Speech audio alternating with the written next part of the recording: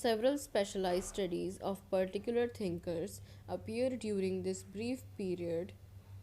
Theorists who might roughly be labeled as liberal were singled out for special attention and homage. Melissa Butler found the liberal roots of feminism in Locke attack and patriarchalism. Jeremy Bentham was honored as father of feminism and John Stuart Mill as its patron saint. This popular front was short lived, however, for the father was short lived, exposed as a patriarch and sometimes of the misogynist, and patron saint as the closet sinner with the feet of clay. These differences between outright misogynists such as Aristotle and Rousseau and their more enlightened liberal brothers were merely matters of degree, not of kind. Male theorists marginalize women by placing them outside the public or civic sphere in which men move and act politically. In the name of protecting the weak, men have by and large lumped women with children and idiots and have therefore accorded them decidedly less than the rights and obligation of full-fledged citizens. And nowhere are these nefarious moves more evident than in the so-called classic of political thought.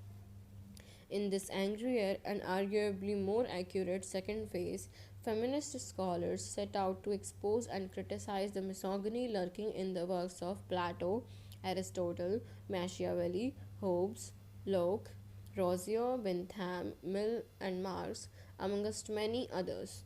The public private dichotomy and the concept of consent in liberal theory are a sham, and the social contract is a fraternal construct, and the modern welfare state is a covertly patriarchal institution.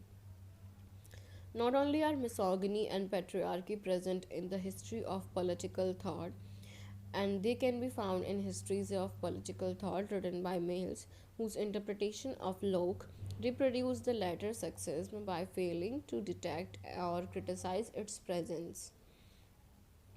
A third phase followed in which the ostensibly civic virtues of men were turned into vices.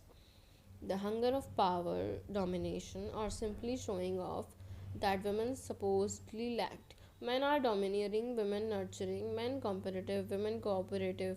Men think and judge in abstract and universal categories, women in concrete and particular instances, and so on. A new phrase, maternal thinking, was coined to cover this gently militant monism. In this view, men are absent fathers and domineering patriarchs. Women are caring and concerned mothers, speaking in a different voice. This represents something of a return to the biology is destiny, essentialism, and functionalism criticized so vigorously by Okin and others. It also accepts the public private distinction criticized by Pateman and others, upending and reifying the dichotomy so that the private realm of the family is taken to be superior to the public area of politics, power, aggression, and war. Thus, was Aristotle turned on his head, and Antigone reread as a heroic defense of the family against an aggressive and anti-familial political realm. The new maternal thinking and the new maternalist approach to the history of political thought in particular did not want for critics. Against the maternalist valorization of the private realm and celebration of mothering, Mary Deeds, 1985, and other feminist critics held out the prospect of an active and engaged civic feminism or citizenship with a feminist face.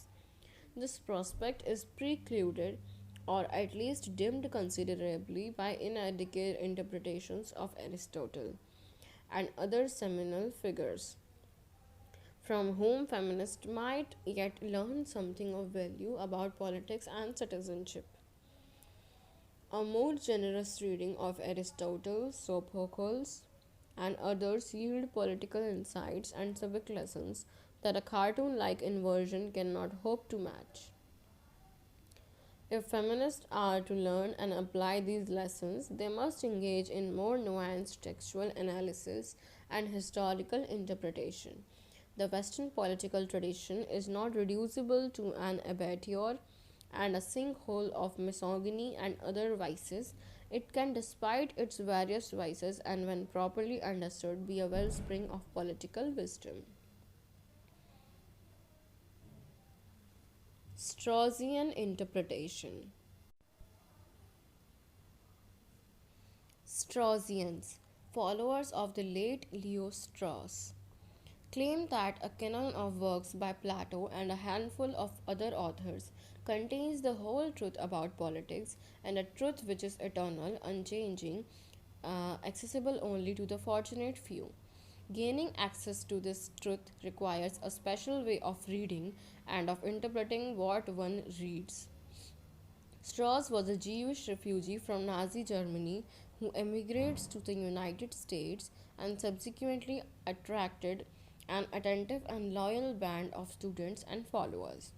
He brought with him the memory of the short lived Weimar Republic and the rise to power of Hitler and his Nazi thugs.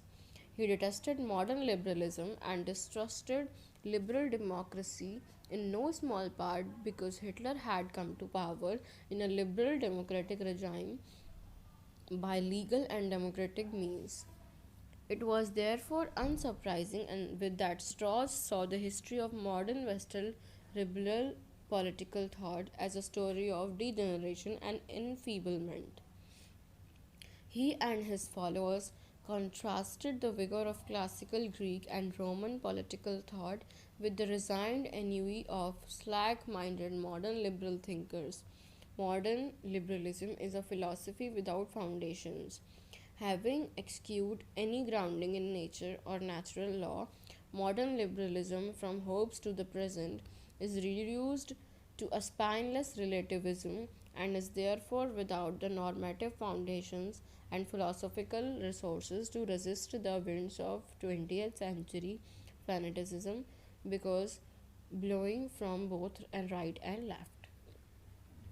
The crisis of the West, as diagnosed by Oswald Spengler and Carl Schmitt, amongst others, has deep philosophical roots. The crisis of our time, Strauss announced, is a consequence of the crisis of political philosophy. His and his disciples' historical inquiries and textual interpretations attempted to trace the origins and diagnose, if not cure, multiple maladies of liberalism, relativism, historicism, and scienticism that together contribute to the crisis of our time. The present being bankrupt student of political philosophy must look to the past for guidance. They must be historians but not historicists. Historicism is the relativist doctrine that different ages have different, if not indeed incommensurable, mentalities and outlooks. Accordingly, we moderns can hardly hope to understand, much less learn from, Plato and the other earlier thinkers. The history of political thought on this historicist view becomes a vast burial ground instead of what it can be and should be, a source of genuine knowledge and a reliable guard for the perplexed. Knowledge and guidance of the sort we require are not easy to come by, however. They require that we read these old books aright, that we decipher the real meaning of messages encoded by authors fearful of persecution and wishing to communicate with cognoscenti through the ages. For philosophy is dangerous to espouse its truth in public in that liberal oxymoron known as the marketplace of ideas is to risk ridicule and incomprehension on even persecution by hoi polloi. To communicate with the great thinkers of antiquity is to appreciate how far we have fallen. The road began in the 17th century with the advent of modern liberalism and that of Hobbes and Locke especially. They disavowed the ancient wisdom and older idea of natural law, favoring instead a view of politics founded on security and self interest. The ancient philosophical quest for the good life was transmuted into the modern scientific search for safety, security, and accommodation of competing interests. The Straussian approach to the history of political thought requires the recovery of ancient, or at any rate pre modern and pre liberal knowledge of political things. And this in turn requires that one read not only the classics, Plato and Aristotle in particular, but the text and authors who show us the way back into the labyrinth. Example: Xenophon, Al-Farabi, Maimonides, and others who are rarely included in the non Straussian curriculum. In this way, one is sensitized to and initiated into the secrets of political philosophy. Most philosophers have written two doctrines: an exoteric, one meant for consumption by the uninitiated, and a deeper esoteric doctrine to be decoded and understood by those initiated into the mysteries.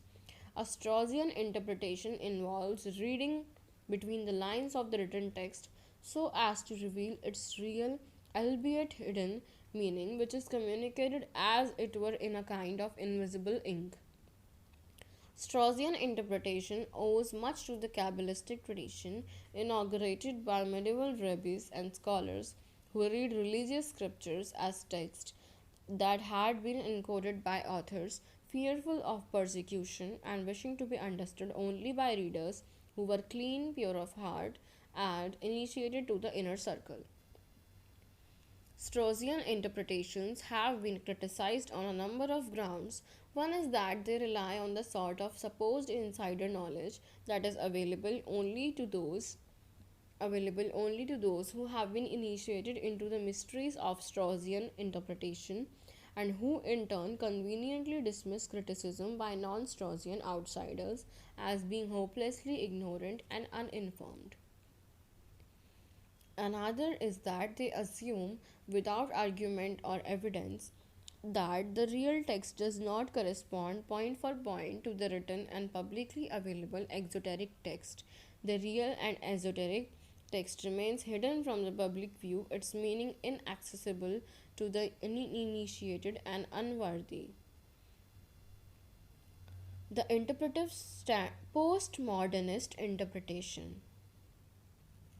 The interpretative standpoint or perspective of postmodernism arises out of the postmodern condition of fragmentation and failure of systematic philosophies or grand meta narratives such as Hegelianism and Marxism that emerged from the European Enlightenment. Postmodernism is not a single, unified perspective, nor still less is it a systematic philosophy shared by all who call themselves postmodernist. This diffuse group includes Mikhail Bakhtin, Paul de Man, Roland Barthes, Jean-Francois Lyotard, Jacques Derrida, Michael Foucault, Jacques Lacan, Gaston Bachelard, Jean Baudrillard, Richard Rorty, William E. Connolly, among many others. All respond in different ways to the postmodern condition of fragmentation, discontinuity, disillusionment, and contingency. The the world is not as coherent, continuous, and comprehensible as earlier thinkers believed. Even our most basic beliefs are historically contingent. Pace Hegel and Marx history has no larger point or meaning discernible via an overarching philosophy of history or grand narrative. Nor is there progress in human affairs. What is called progress is more often than not an advance in some dominant group's power to oppress another.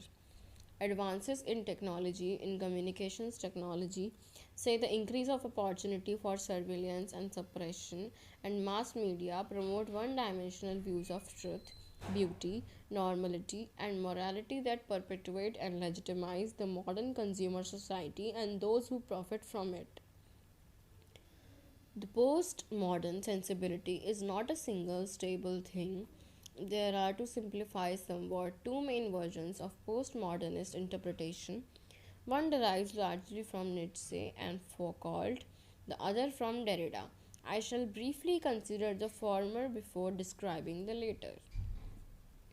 A Foucauldian approach to interpretation seeks to expose and criticize the myriad ways in which human beings are normalized or made into subjects, willing participants in their own subjugation. Thus, a postmodernist perspective on the interpretation of text typically focuses on the ways in which earlier thinkers, Rousseau and Bentham, for example, contributed ideas to the mentalite that paved the way for the creation and legitimation of the modern surveillance society. And conversely, postmodernist interpreters look for earlier thinkers who challenged or questioned or undermined these ideas. This Foucauldian approach is well represented by William Connolly's Political Theory and Modernity 1998. Connolly begins with the genial suggestion that one view earlier thinkers as collegial contemporaries residing down the hall from one's office to, to read their works is like dropping by for a friendly chat. This is perhaps the amiably unbuttoned postmodernist egalitarian equivalent to Machiavelli and entering the ancient court of ancient men, minus the Florentines' somewhat stringent dress code. The reader's questions are posed and criticism made from the perspective of the present, that is, of modernity and constitution of the modern subject. Given this set of concerns, Connolly proposes to reread the history of political thought in a new and presumably more fruitful way. That is, we can see who has contributed to or dissented to from the project of modernity and the construction of the modern surveillance society. A postmodernist rereading relocates and realigns earlier thinkers along altogether different axes. A postmodernist reading of the history of political thought not only exposes heretofore unsuspected villains, it also reveals heroes who have dared to resist the pressures and processes of normalization. Among us, the former are Hobbes and Rousseau. That the historical Rousseau was exceedingly critical of the historical Hobbes does not matter for a postmodernist reading, for we can now see them as birds of a feather, each having extended the gaze ever more deeply into the inner recesses of the human psyche, thereby aiding and abating the subjugation of modern men and women. Among us, the latter, the Marquis de Sade and Friedrich Nietzsche, are particularly prominent. We can, as Connolly contends, treat Sade as a dissident thinker whose positive formulations are designed to crack the foundations upon which the theories of Hobbes and Rousseau rest.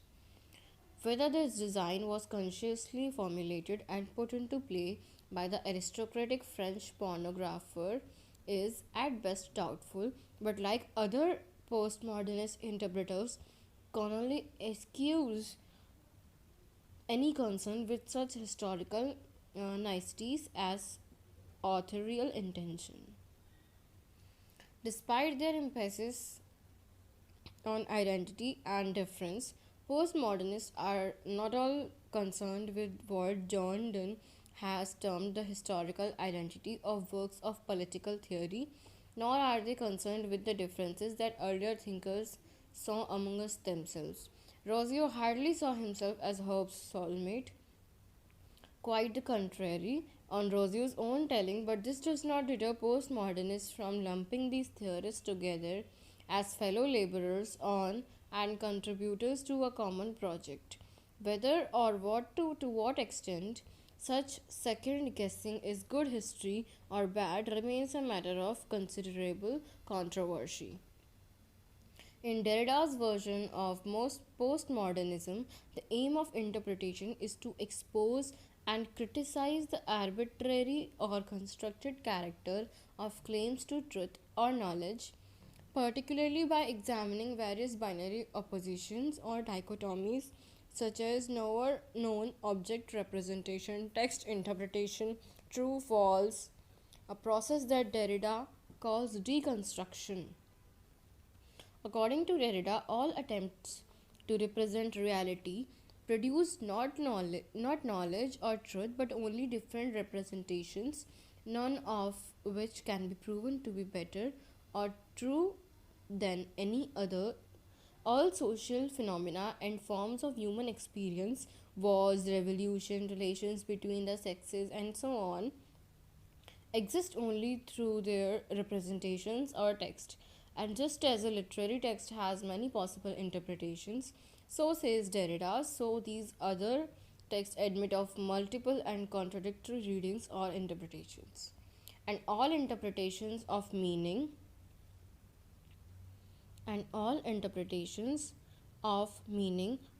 the final analysis indeterminate and undecidable.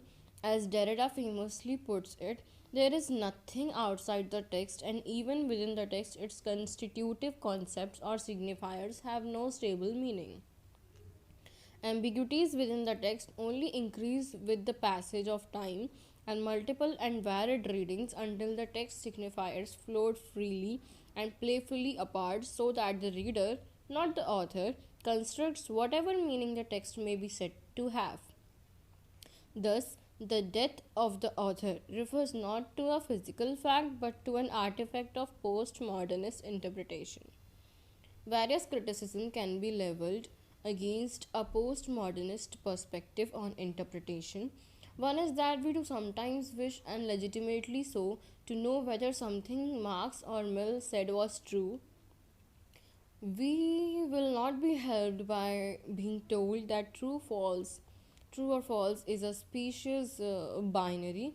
More perniciously, with its emphasis on diverse, divergent, and conflicting readings or interpretations, they are allegedly no facts, only interpretations, all the way down. Postmodernism is constitutionally unable to distinguish truth from falsehood and propaganda from fact. Thus, to take a particularly dramatic example, the differences between those who recognize the reality of the Holocaust as reported by survivors and chronicled by careful historians such as Roll Hilberg, and those, mainly neo Nazis, who deny it ever happened are, by postmodernist lights, differences of interpretation and not of truth and falsity. But as critics of postmodernism note, some representations are misrepresentations, or more bluntly, lies that serve to conceal and or legitimate abuses of some human beings by others. A perspective that professes to be unable to tell the fact from fiction or true statements from lies is surely unsatisfactory, not only from an epistemological but from a moral point of view. Finally, though not least, postmodernists place themselves in a logical bind. Derrida, for one, has complained often and loudly that some of his critics have misread, misinterpreted, and misrepresented his views. But how can that be if meaning are indeterminate and authorial intentions are irrelevant in interpreting text, including those written by Derrida?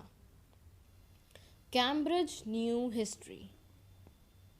The Cambridge New Historians have, since the 1960s, advanced a distinctive program of historical research and textual interpretation.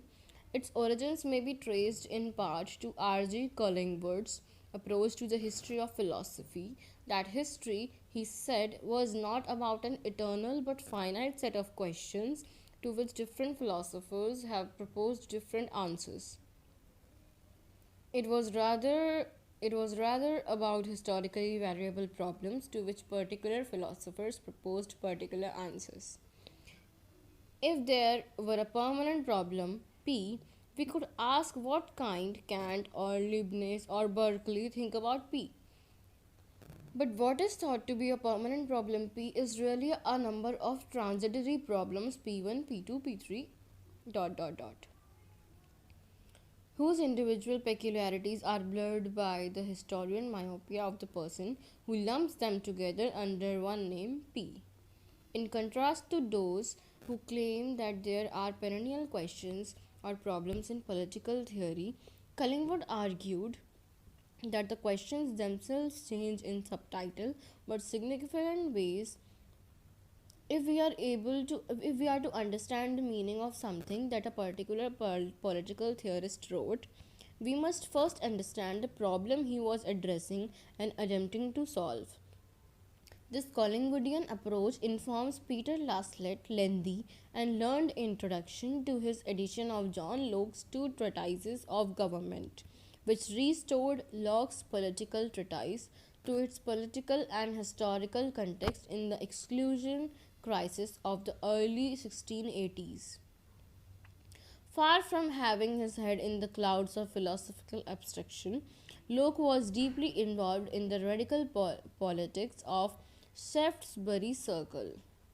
By means of some brilliant historical detective work, Laslet showed that Locke's two treatises has been written nearly a decade earlier than anyone had heretofore supposed, and that, far from offering a post hoc justification of the glorious revolution of 1688-1689, Locke was prescribing and legitimizing just that sort of revolutionary action before the fact. Laslet's scholarly sleuthing paved the way for subsequent interpretation of Locke, in particular, and of the other works of political theory more generally. If Laslet was circumspect about articulating and defending his method of historical investigation and textual interpretation, others were not. G. A. Pocock, John Donne, and most especially Quentin Skinner duly provided deflationary critiques of traditional textbook approaches to the interpretation of works of political theory. Most of what has heretofore passed as the history of political theory has been insufficiently historical, that is, concerned with the context and situation in which Locke and others found themselves and the problems with which they dealt. In his The Political Thought of John Locke, Dunn derides psychoanalytic Marxian and Straussian interpretations.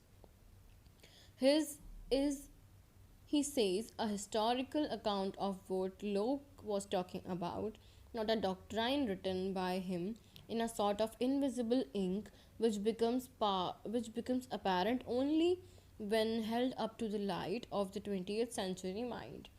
Dunn rejects the quixotic attempts by a succession of determined philosophers, mounting their scholastic resonance and riding forth to do battle with the set of disused windmills, or solemnly and expertly failing thin air. Dunn's inquiry aims instead to restore the windmill to its original condition, to show how creakingly but unmistakably the sails used to turn. Even at the level of preserving ancient monuments, it is perhaps a service to recondition these hallowed targets. There seems little purpose in recording hits on the target that has no existence outside our own minds. The Cambridge historians view works of political theory as forms of political action, grasping the point or meaning of which requires that one recover the intentions of the actor, author, and the linguistic resources and conventions available to him or her. A work of political theory is itself a political act or intervention consisting of a series of interconnected actions with words. Speech acts in J. L. Austin's sense that are intended to produce certain effects in the reader, to warn, to persuade, to criticize, to frighten, to encourage, to console, etc. Political theorists have not, by and large, been armchair philosophers engaged in abstract thinking. They have been political actors engaged in high level propaganda and persuasion on behalf of this or that political cause. the critique of democracy, the critique of royal absolutism, likewise for religious toleration, resistance, and regicide, the French revolutions, capitalism, emancipation of slaves and our women, and so on, through a rather long list of political causes and campaigns. Textual interpretation is largely a matter of restoring a text to the historical context in which it was composed and questions to which it was offered as an answer. Conclusion: pluralistic and problem driven interpretation. I come finally, and by way of conclusions, to my own view of these matters. Very briefly, I do not believe that any single method will suffice to answer all the questions we wish to ask of any work of political theory. This nudges me in the direction of eclecticism, or better perhaps of pluralism. A plurality of approaches and methods is preferably to a more confining monomethodology that restrict the range of questions we can ask and address.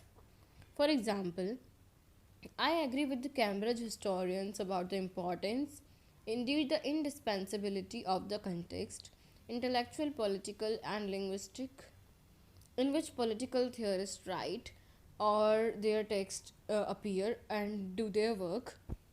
But of course, these contexts are varied and multiple, encompassing not only the context in which a text was written, but also the successive context in which it was received, read, interpreted, criticized, reread, and reinterpreted, and perhaps put to use very different from those the author intended. As Alan Ryan observes, once the essay or book in which we are interested has been put before the public, it takes on a life of its own. Whatever the copyright laws, an author has only a limited control over his own writings. What he writes will have implications which he did not see, implications in the narrow sense of more or less logical interferences from what he says to the consequences of what he says. Works outlive their authors and take on lives their writers might be perturbed to see. Thus, authorial intentions, although important, are not in every instance all important. For certain purposes, one may wish to discover, recover, and restate an author's intention so as to show what he was trying to do in using a certain word or phrase, or constructing a particular argument in a particular way, or even composing an entire treatise. But sometimes we are less interested in Locke, say then in what subsequent author actors, Thomas Jefferson, for example, or some modern feminist made of Locke's text, and quite possibly in ways that Locke would not or even could not have intended, did not foresee, and almost certainly would not have approved of. Because political actions, including the act of writing, often produce unintended consequences, a focus on authorial intentions is not always appropriate or helpful. A second feature of my view is that our interpretive inquiries are problem driven. That is, we are likely to be less interested in authors, text, or context per se than in particular problems that arise as we attempt to understand them. As a rule, we come to Locke or Rosie not because we want to know all about them or their text or their times, but because we are puzzled about something. Was Thomas More being serious or satirical in describing his fictional utopia as the best state of the Commonwealth? Did Locke really mean to defend the property rights of a rising bourgeois? How are we to understand the role of civil religion in Rosie's social contract? What are the probable sources of John Stuart Mill feminist sympathies? What are the nature of Marx's debt to Hegel, and how did it shape in his view of history and human progress? Such problems can come from any source and be of almost any sort. One might be interested in Mill because one is sympathetic to or highly critical of the liberal tradition, or because one believes that the liberty is under threat and that Mill might shed some light on our modern predicament. Or one might wish to assess the inadequacy or adequacy of the Western and liberal conception of tolerance in light of some contemporary questions or issue and find it both necessary and desirable to reread and rephrase Locke on toleration and Mill on liberty. In short, the problem driven context of discovery is wide open, even as the context of justification is rather more restricted. The problem can come from anywhere and be addressed via a variety of strategies, but the inadequacy of the resulting interpretive solutions must be assessed according to more stringent scholarly criteria. The historical study of political theory is, in sum, a problem solving activity.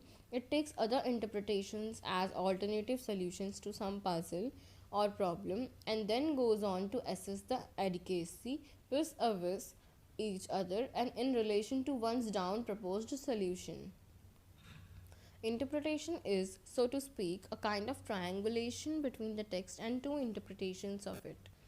Hence, we cannot but take others' interpretations into account, reappraising their adequacy and value.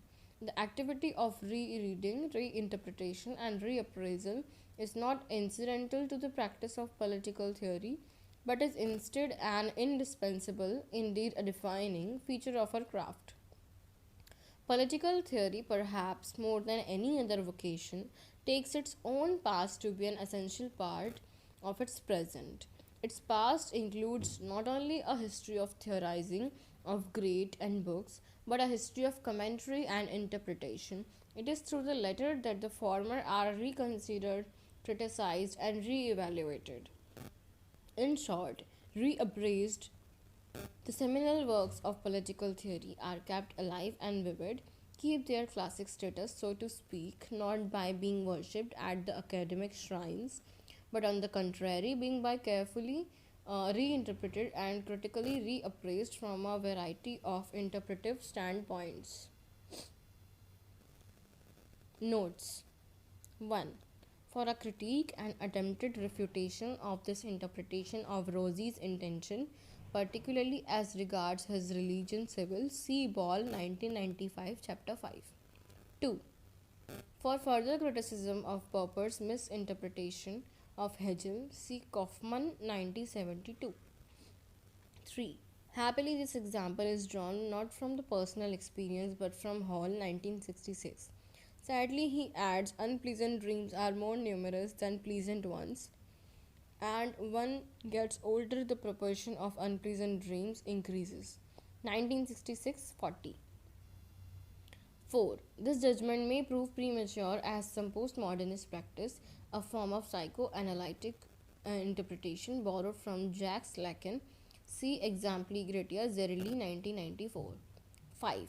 For a wider ranging and more sympathetic discussion of postmodernism, see Jane Bennett in this volume. Chapter 4. See further Dewes 2003. 6. Borrow this distinction from Reichenbach 1962 6 to 7. References: Ashcraft, Richard, Revolutionary Politics and Locke's Two Treatises on Government, Princeton and Princeton University Press. Ball, Terence, Deadly Hermeneutics and Sin, and Social Scientist in Terence Ball, ed. Idiom of Inquiry, Critique and Renewal of Political Science, Albany, NY State University of New York Press, Chapter 4.